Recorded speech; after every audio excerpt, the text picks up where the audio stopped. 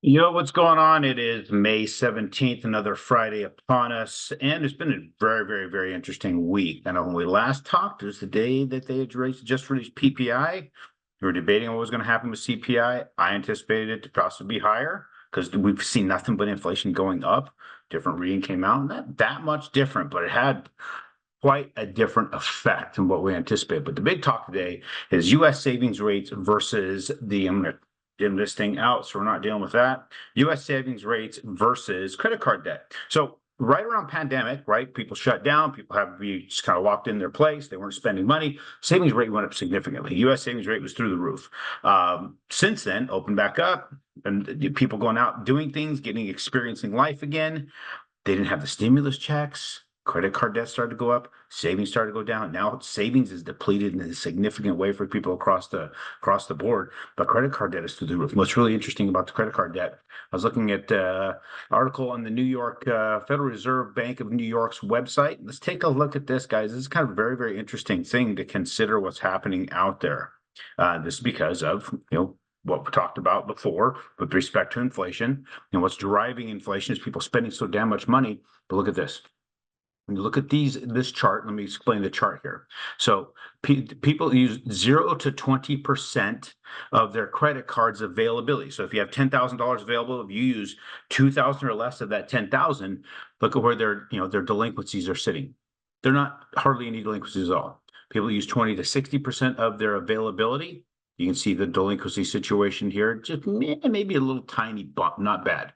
Those are using 60 to 90%. So 6,000 to 9,000 of that credit card.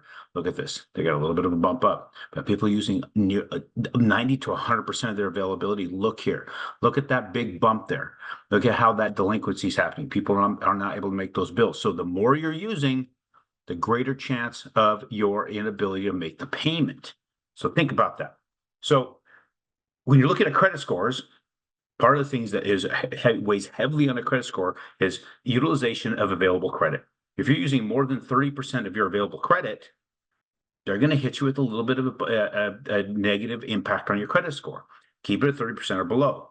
Understand where you're at with those credit cards and focus there. Try and get those down to that point and keep them in that point. Try not to use them. The other thing that's really, really, really hurting people is right now is the buy now, pay later thought process. Those who got into that or get into that, you're playing with fire. That is a big risky thing too. So personal savings being wiped out, right? There's some folks saying, well, I got my 401k and I got my IRA, but what's it tied into? What's the stock market look like? Let me pull that up right now. I've not seen that. I'm going to go to Yahoo Finance and see what we're looking at for live quotes on the stock market, because this right here could have something we definitely want to look at. We want to understand. So I'm going to do another share screen here. So look at the Dow. It's right now taking a hit, but we are, if we look at, let me see here if I have the capability. Yep, let's go to a full balls view of the Dow Industrial Average and see what we're seeing here. Because bandwidth's probably hurting a little bit. I'm trying to do a full view of it. Click on the all button here. It's going to take a minute for it to come up. So, yeah, I'm going to go ahead and exit. I'm going to wait. I'm going to stop the share because it's sucking up a lot of bandwidth. I want to be able to show you this because my thought process here, people that, their savings as far as cash is depleting quickly, and it's depleting a lot. It's like, oh, I've got my 401k and my IRA. That's something is worrisome to me to think that I've got my 401k and my IRA. If that's what you're banking on, look what we've got here. The stock market at all-time highs. We are right there on the edge of the highest point it's ever been in history. Is it going to continue to hang there? I don't know. There's a lot of people claim that we could see a stock market crash. If it does, let's say, we got Warren Buffett, people selling off stocks and certain things. If that retraced back even 50%, what does that do? If it retraces back 20%, look at what could happen. 20% of that's a significant amount.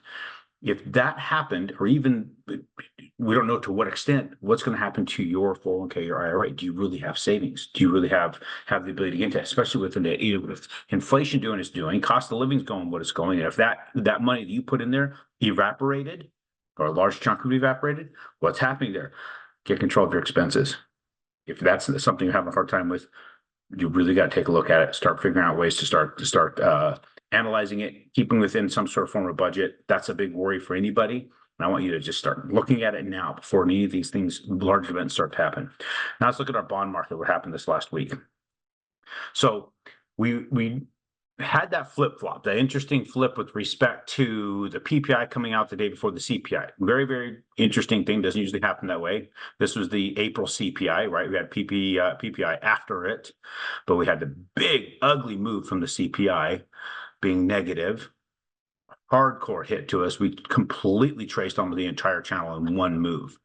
And then you have PPI came and brought us out of the channel. It's like, very, very interesting. They did that.